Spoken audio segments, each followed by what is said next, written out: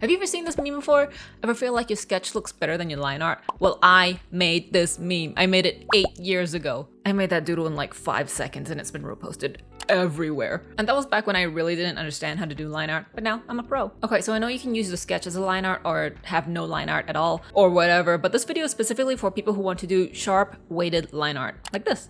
I've gotten pretty good at it over the years and it is one of the main charm of my art.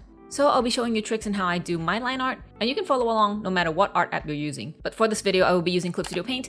I will also be showing off some cool Clip Studio Paint techniques. In the timestamps, I will put in CSP for Clip Studio Paint, so if you're not using Clip Studio, you can just skip over those parts. Hi, I'm Sammy Jen, just call me Sam. I'm a random artist on the internet. Subscribe for more art content, and let's get into it. Okay, just to quickly get this out of the way, I know a lot of artists have already explained it, but just in case you don't know, why the sketch looks better than the line art is because sketches have many lines. Your brain perceives like things that are like a little bit more rough or have like several lines, and your brain just sort of like merges all the lines into one by like doing some sort of guesswork to think that, oh, this is the shape. But with clean line art, there leaves no room for mistakes. There's only just the single line. It shows exactly what it is with that single line. If that makes sense. Does that make sense? I think you should look at what other people's explanation is. But this is also why a lot of artists use the sketch as the line art. Like you can just sketch and then like build over it with like colors and stuff. It's a technique that I also use with some of my artwork. Okay, so let me just show you this one as an example. Okay, this was the original like line art. The sketch, and then I build on top of it without actually even lining it. So just block some color and then paint over and then paint over, paint over, paint over, paint over, more adjustments, and then add the background, more stuff, more merge to new layer, and then paint over, more liquefying, and then paint over, and then more adjustments, and then here it is, it's done. I don't know what is that gap there? I did not notice that. Does it appear? It's not on the art prints. Anyway, you can buy my art prints on my Etsy. But yeah, taking a closer look, it's very painterly, not like crisp line art, and that works as like an alternative art style. But it's also like very difficult. Like this was like torture to work on. But let's get into doing crispy, sharp line art.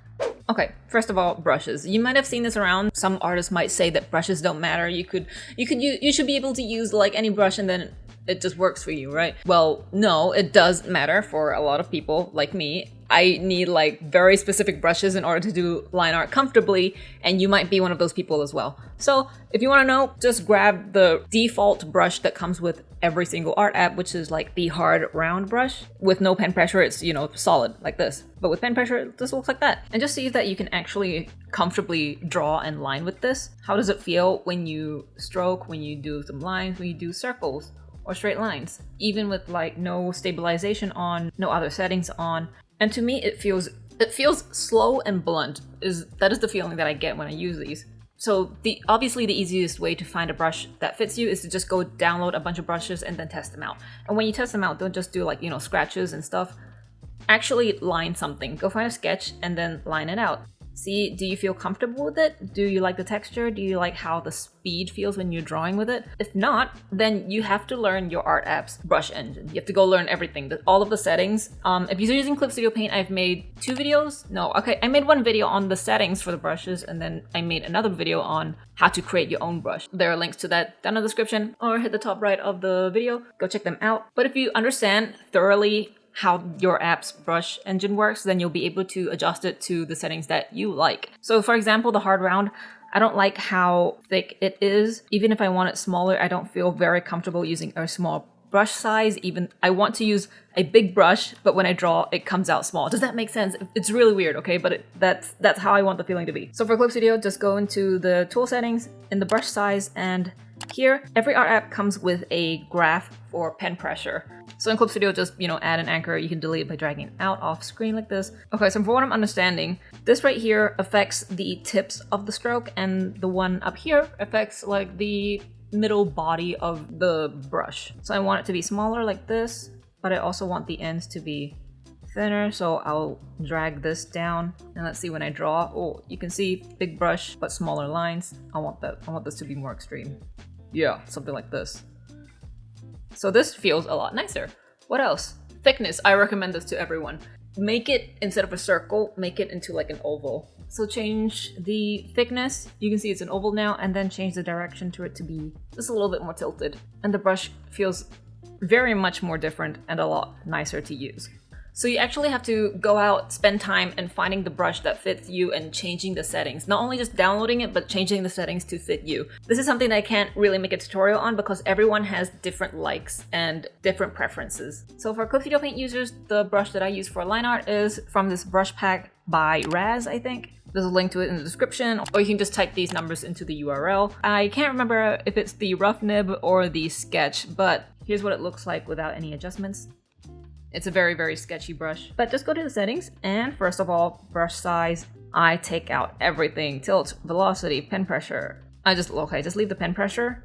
Then go to brush tip and brush density. Take this off. Go to texture, delete the texture. So what's left is this brush that has quite a lot of width to it, and to me just feels very nice. But I think I adjusted more settings. I think it was I still named it the rough nib, so it must still be the rough nib, I think. Anyway, do those settings. I cannot legally re-upload someone else's brushes with the settings that I use. I cannot do that, so you just have to change the settings. One setting that I do want to mention is the stabilization. So what it does is obviously just stabilizes your lines. Here's the stabilization for Cook Studio Paint. I'll put it at 0. You can see I draw, fast, circles, wonky, lines, also wonky. And at 100, everything's a lot slower. My circles are smoother, and my lines are also quite smooth. So it can be a really useful tool in lining, but do not rely on it heavily. So I recommend using stabilization with anything that needs very long strokes, like the hair. Just really anything that uses long strokes. And also how you draw, like traditionally, also applies to drawing with a tablet. No matter if you're using like a regular tablet or a screen tablet. When drawing long lines, don't move just your wrist. You have to move your entire arm. So it also applies with digital art. Here's what it looks like if I'm only using my wrist. I need a second webcam. But yeah, only moving my wrist versus moving my entire arm. Like that.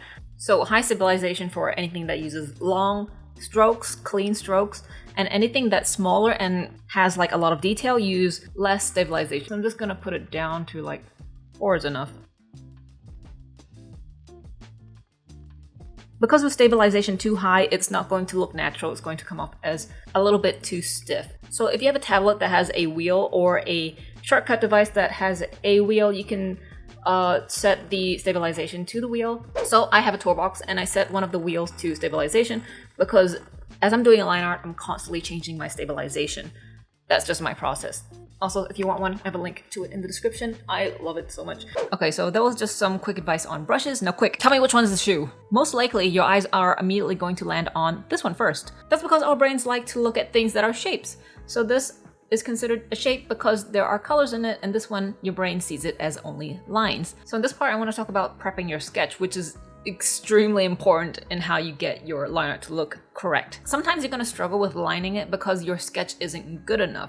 So I recommend doing several passes over on top of your sketch. It's going to take some time, but it'll make sure that you have a very good line art. So when I sketch, this is just the initial idea. Then I sketch over it and then over it again and then over it again until this is considered the final sketch. And then I can line on top of it. You can see that despite it being a sketch, it still looks mostly complete. There's like the hair details, the hand, the face, and that gives me enough information for my brain to realize what's going on to line it properly. Here's another example. These days I only do 2 sketches and then line it because mostly these are for commissions and I have to quickly churn them out. So the first one is like this one, then I add more details. This actually has been sketched over and over on top, and then I add color. You can see that between this and this, it's a lot easier for my brain to separate which parts are like her horns, her hair, her clothing, rather than just these lines. And sometimes I will sketch on top as well. So this is something that I highly recommend you do in order to understand your own artwork to line it properly. If you're having trouble with trying to sketch or trying to understand something, one thing I really recommend is doing the outline stroke border effect. Most art apps have this, so when you draw, it automatically creates line art over your shape, and instead of drawing, you're actually creating shapes. So this is better for your brain to understand what you're drawing. So as you can see, with just a few strokes, you can sort of already understand what this shape, this silhouette is. And this is really good when you're sketching out like this, like hair. Like let's say you're struggling to figure out how hair would work. Instead of just using lines to try to figure this out, you can also just use the border effect to create those shapes in order for you to later then line on top of it. Like that. I can only find one example that I use it, which is with this Year of the Horse art I did. So using the border effect makes me understand that, okay, this is the hair, this is the tail, what it looks like. And then later on, it looks like this. And then finally, it looks like this. So now that your sketch is done, you've added color, but maybe those characters don't have a lot of color in them. Like the sketch as an example, she has a lot of color in her headdress and her skin tone, but their outfits are black and white. And also combined with the sketch lines that are black, once you turn the opacity down, it looks very gray. Also, never use white to line anything. Preserve your eyeballs, please. Turn it down to gray, or, better yet, make it like a really soft yellow. Like cardboard color. Anyway, so the opacity is down, you start lining, but still, this is still considered very grayscale. And in order to help make your brain separate that even further is to just make another layer, set it to maybe lighten or screen, and give it another color. Like usually I would go with blue. So this layer is set to lightened and at this is the original color, a darkish blue. And it gives it just a little bit more color so it looks different from the black that you're using. So this just makes it a lot easier on your eyes. With this whole process, it's just doing a lot of prep to make sure that everything is as easy as possible for you to do this. Because I used to struggle so much with line art, I have to go through all these steps to make it a lot easier for me. It's one of my longest art processes and one of my most time-consuming parts when making art.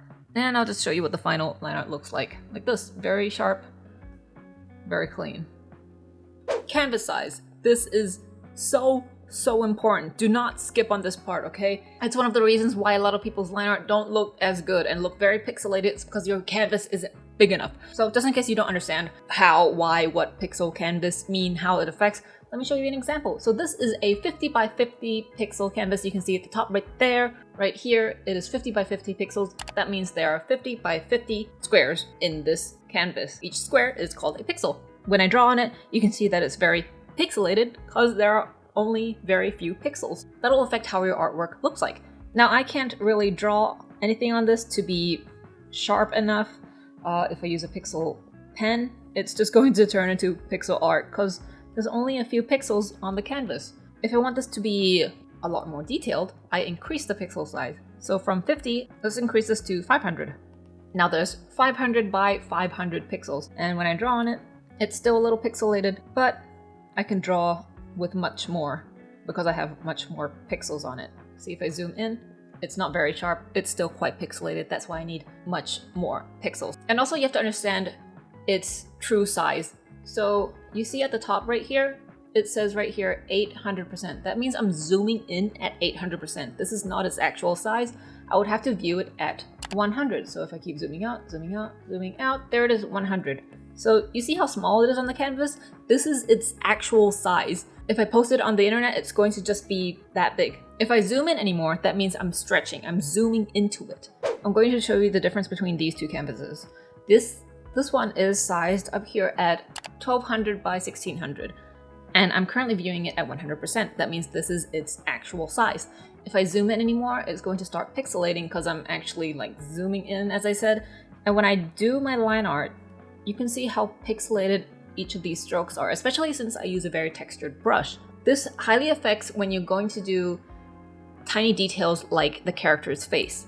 So it looks fine, but if this character had like a lot of detail and I wanted to go in and try to like, let's say add a lot more detail to the eye, there's a lot of sparkles in here, I can't really do it because there's not enough pixels in here for me to achieve that.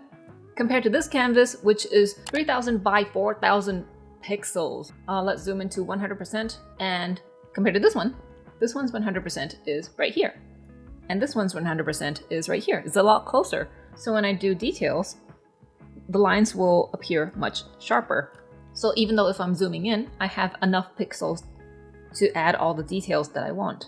So big canvas, small canvas. you can see the difference in the pixels, right? So that's why when you're aligning, you should start with like a very huge canvas size or image size. So, oh yeah, there's the difference between image size and canvas size, okay?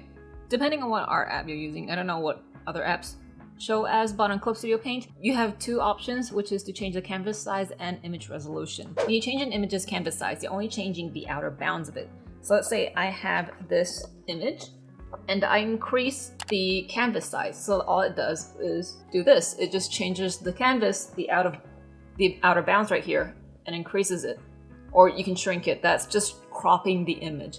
But if you want it to become larger, you change image resolution. So that turns this into this.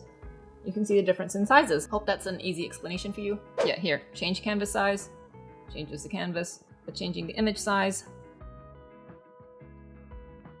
it changes the image size. I also want to mention DPI. When you're creating a new canvas on every app, there is an option to change the DPI, and that stands for dot per inch. It only applies to physical printing. So it changes this from each square inch, how many dots it would have on physical print. If you're not using it for physical prints, 72 DPI should be enough. It doesn't overload the file size. But I recommend always setting this to 300 just in case you're going to turn it into an art print. That happens to me a lot. I draw something, I like it, I want to turn it into a print, so it's a good thing that I have it at 300 DPI, so when I print it out, it's very crisp, clear, with a lot of detail. Like, it's high resolution, that's basically what it is. So you can set your art to like 3000 pixels, you do all the line art so it's very crisp, then you shrink your canvas down. So let's say this was at 3000, right? The 100% was right here, right? And now the 100% is just right here. The lines still look nice and crisp, and the file size isn't too big. You don't necessarily need it to be that big, so roughly 2000 pixels is enough. But this is a really weird technique that I did when I had a really old device that couldn't really handle large canvases, okay? So this is what I would do. So let's say I started with this, a 1200 pixel canvas.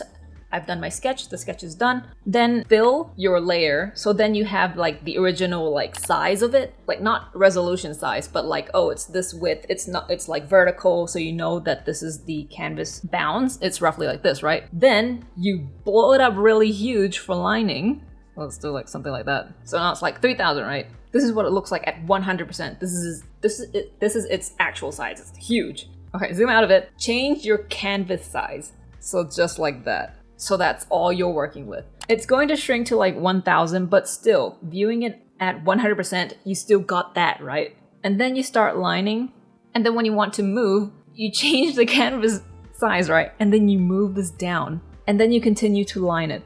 I did this because my device couldn't handle huge sizes, but I still wanted that big size just to get the crispy line art. So this is what I did, okay? And then once you're done, you're gonna have to hold your breath here a little bit. Do it bigger because you can't remember what the original size was. Was it like this? Was it like this? Just make it big. Pray that your PC, iPad, tablet doesn't blow up. Show this and then crop to that size that you had saved. So crop to it, done. Now it's at its original size. Then you can shrink it down. This is so, yep. And then you gotta shrink it down. Yep, you got it shrunk down. There you have it. So this is a very weird technique that I did when I didn't have anything that could handle like the RAM. Maybe it'll be useful to some of you, I guess. Okay, I added some color because I was sick of looking at it without any color. Okay, this next part is for Clip Studio Paint users. Now that we've understand what pixel canvases are, there's another thing that is called vector. And these operate differently from pixeled canvases, kind of. Think of Adobe Illustrator. Everything is like anchors, pens, shapes. All of those can be enlarged and shrunk as much as they want. Those are not pixels, those are considered computer graphics. And Clip Studio Paint has something similar to that, which is a vector layer. So just increase the layer tab right here and you'll see this little box icon. This will create a vector layer. So when you draw on it, you're able to enlarge it and it will not be pixelated. Compared to a regular layer, if I blow this up, you can see it's very pixelated. Let me do that comparison again. You see the vector isn't pixelated because right now, currently, it is considered computer graphics. This is extremely useful for when you want to work on smaller canvases, but you still want those very nice sharp lines. And the great thing about this is you can use textured brushes with this. But the thing is, you won't be able to fill it. You see the icon, my cursor right now, I can't fill it because with vector, you can't fill something. Anyone smarter than me can explain this, but all I can say is that it only works with lines. That's it. No fill, only lines. And the cool thing about this is you can change it. So let's go to the object tool. The shortcut is O. You select one of these and you can see that it has all these little anchors. You can shove them around a little bit. You can go to the tool settings. You can change its color. You can also change its size. See, I'm like changing the brush size without having to redraw, and also change the brush shape. Let me zoom out and change it from that brush to an airbrush or this spray. So you can manipulate it as much as you want because it's not a drawing. Again, it's computer graphics on a screen, so you can do as much changes as you want. You can go into this tool right here. What is it called? A correct line. There's a bunch of tools for you to simplify the vector line, so you can just go over it and it simplifies it. Redraw the vector line, so it, redraws. This one's also really cool. Go to adjust line width. You can also either narrow or thicken. So this is how you can give weight to the lines. There's a Clip Studio specialty for you to use. Doesn't matter if you're using Pro or EX version. Also, another cool thing, I use this a lot when I'm doing backgrounds. So I have to do like lines for like, let's say a building. So I just draw hash lines. So like hash lines like this.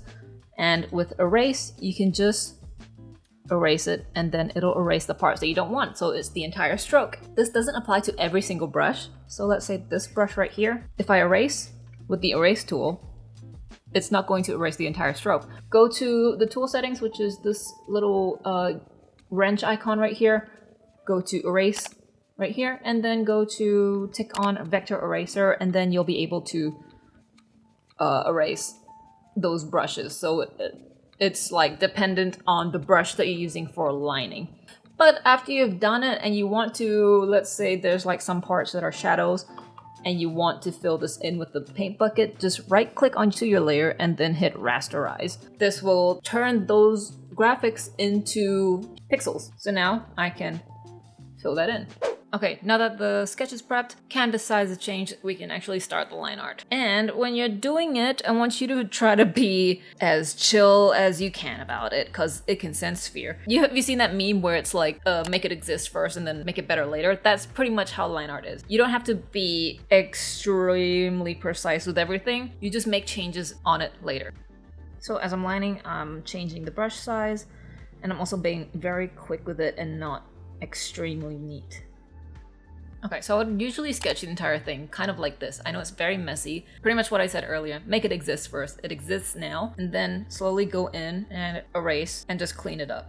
I know this is going to be very time consuming, but it's a lot easier than trying to make it perfect the first round. Just be very, very casual about it. Act like it's, it is a piece of drawing. You're drawing. It's a time consuming process, and you're gonna have to try to make yourself as comfortable as you can. Despite art being like something creative, it can be a little daunting to some people. It's creative, yes, but in this day and age, everyone's expected to do things very perfectly because of social media and whatnot, but try to have fun with it. Okay, some tips. The width like this looks fine, but if you want to have a little bit more weight, you add the thickness towards where shadows would gather. So like underneath the hair like this, it would almost be like you're shading it in a very minimal kind of way. So adding the little bit of weight here, making this a little thinner, and trying to make the thickness of the line center of the line. So like this hair, thinner here, thicker in the center, adding little shadows here, shadows for the ear. Also, if you find that there are any small gaps like right here, I recommend you just fill it in. Instead of like, let's say there's a small gap right here, instead of trying to make that a little bit more 3D so you can color it in, I just recommend you just fill that in with black instead. Also, tangents. You might have heard about this before, which is where lines meet. You see at the end of this hair right here, having it end like right here where the lines meet, make it look very odd when you're zoomed out. It's like it's poking somehow, even though it's not. It's just a feeling when you view something. So either make this shorter or make it longer. And another example of tangent line is, this was the neck, the shirt suddenly appeared right here. and these would make it look like they're the same thing. It's just better to add some 3D dimension so it doesn't become one object, unless that is your art style and you want that to happen. So let's take a look at this art style. So just using this as an example, this is artwork by Chai, who is the artist for AFK Arenas, and you can see from this very unique art style, they don't create like a lot of separation between objects. Like you can see that the skirt here, the line is also the same line as the leg. Same with these wraps. This is just because of the art style. But if you're drawing something a little similar to what I'm doing, it's best that you create that sort of 3D separation. Like let's say she had a choker necklace, like something like this would be fine, but just adding this separation would be much better. Another thing that would make your life a lot more easier is to just line on separate layers, like separate everything. So when you're erasing, you're not having to, like let's say the hair and there's this, and I'm slowly having to just make sure that when I erase, I don't erase like the other lines as well. Just make sure that you're lining on separate layers and then you merge them later. So here's this shirt is done. Then just erase the parts on the hair and then merge. But for Clip Studio Paint, you have this button right here. There's a button to merge the two layers, but there's also a button just to transfer anything that's on this layer down below. So now everything's on this layer, and this layer is now blank. So I can continuously just draw on this layer, transfer it down, draw on this layer, do erase, transfer it down. Instead of having to create new layer, merge, create new layer, merge, you can just use this button instead. Also, you have the Liquify tool. Sometimes you don't have to redraw stuff, you can just shift it around like this. Just do some quick adjustments because having to just redraw everything is painful sometimes. Okay, now this is done. What's left is the face. I would have the line art for the facial features permanently on a separate layer because I color my lines differently. I'll show you in a bit. Okay, now this is done, right? This is something that I sort of took note of from other artists, mostly Japanese and Korean artists. Despite like, yes, line art looks fine, nice and clean, having more lines does kind of make it look more fuller. So what you do is just double line, like mostly on the hair. So you have the hair, right? Just just add a second, just on another one. That's it. And look, okay, hold on. Let me show you this. Okay, so you can see from before and after. It does kind of look fuller, right? Without having the line art be too messy. It just does kind of look nice. Also, take another look. I do think this looks weird. This right here, where the hair sort of curves into the mouth. I think I'm gonna change that. Yeah, done. So now with finer details, you could either just manually draw it in, or depending on your art app, use the border effect, which is this where it has line art. So in Clip Studio Paint, you can just do that at the layer properties, turn this on, increase the size, make sure that the lines are black and that what you're drawing is white, and add in little details like this. This could also be for, you know, hair strokes. And then you blend this into your line art. But for Clip Studio Paint, if you have this, right click your layer and then rasterize. So now that it doesn't have the border effect, so when you're drawing, you can see that the border effect is no longer there. Make some minimal changes to it. Then you merge it with your line art. Go to Edit, Convert Brightness to Opacity, and now they're just lines. So I usually use this for stuff like accessories or shoelaces, stuff that's quite intricate. I find it better to use the border effect rather than manually drawing it. And there it is, how to line art. Now I'm going to talk about changing the line art color, and this is for Clip Studio Paint users only. So let me just use this piece as an example. So let's say base color is done, shading is added, everything's done, right? Merge all of that, make sure you make it back up. Merge all of those colors into one. So this is one single layer now. A single layer of the base color shadows. Make sure it's selected. You can go and download this auto line color change auto action that I made. You can go download it on the Clip Studio Paint site, add it to your auto actions panel, and then hit play. Then it's going to run this thing, and then this would appear. So just drag that layer and put it on top of your line art layer, and then it'll automatically change your line art color. So the way it works is, you know how you change line art color, right? You lock the transparency, and then you come over, and then you pick a color, pick the base color, and then you make it darker, you choose it, and then you choose this color and make it darker, and then change the color. So instead of doing that, what I've done is make a copy of those colors, make it darker, and then expand it so it fills all the lines. It's not going to fill everything. Like sometimes it'll miss out things like the tip here, it's still very dark. It's not exactly perfect. The colors are also very highly saturated, so you will have to do a little bit of like changes and stuff to it. It's also got a blur effect on it, which doesn't look very great. So you'd still have to do a little bit of manual change, but still, yeah, that's a very quick way to change your line art color. Next up is the face. This is why I have it on a separate layer. It's because with my art style, I want the eyebrows to be visible through the hair. So let's say his brows are usually this color, but beneath the white parts of his hair that is covering the eyebrows, it would just be like a darker color. So you can see with that. So it makes it look like almost as if the hair is kind of transparent. And it's easier to do this if your face layer is separated from your body layer. Apply that to this as well. You see that it gives that really nice effect. And then I change everything else and then it will turn into something like this is the colors that I originally chose. And that makes it look a lot nicer. So yep, so that concludes this video. I think, is there anything I missed out? There's one thing I do want to talk about. It is shapes. If you're drawing something like a perfect circle, let's say I give her like big circle earring, right? Instead of using like the shape tool to like perfectly do this, either you have a way to make it look textured and sort of match your art like this. This is a little bit more like a rough kind of brush. Let's say she got this big circle earring. I do find it to be a little too perfect. Unless you're doing something that needs to be very perfect, like a background, you're doing building, lines need to be straight. If it's part of a character, I highly recommend you just do your best to draw it manually. Because despite it looking a little bit wonky, I can still fix it up with liquify a little bit. Let's say something like that. It's not perfect, but still it has a lot more charm to it than using the shape tool. This looks more hand-drawn. Again, more charm to it. Doesn't look as artificially stiff, if that makes sense. That's the feeling that it sort of gives. One final Clip Studio Paint trick, which is using 3D objects in case you don't want to line something like a violin. You don't want to draw that whole thing.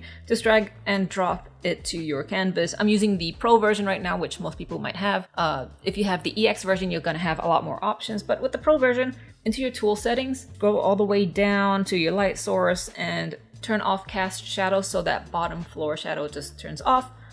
Make sure it's in a position that you want it to. Let's say I want it to look, how about like here, that person holding it like this. It's gonna be the other way around. Yep, because like that's where the chin is resting and that's the holding. Okay, so let's say this is the exact place you want it. You put it on top of your sketch and it looks fine. Cool. Then you go to layer properties and tick on the third one right here, which doesn't preview it for some reason. I know in EX there's a lot more options, but here you can kind of see in the layer window right there. Okay, so just play around with the threshold options a little bit, and then once you think it's okay, it looks kind of good, right click, rasterize, and there you go. You have the lines, kind of. There's still like black shadows and stuff, but sufficient enough to use this as line art. Wait, let me try this again. How about that? Rasterized. It's not perfect, it looks kind of weird, but still it's an option. I usually do this on stuff like cups because I can't get the ovals and perspective right, or any object that is complicated like this violin. I would have to draw over it again just to make it like this. Having it match my style, it's a tool and it's convenient and it helps you, okay? It exists specifically for this. Clip Studio made these tools specifically for us to use.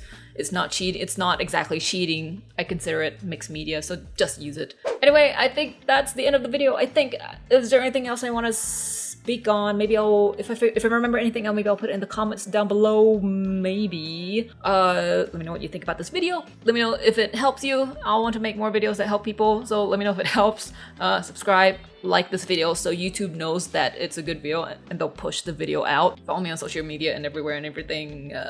Bye!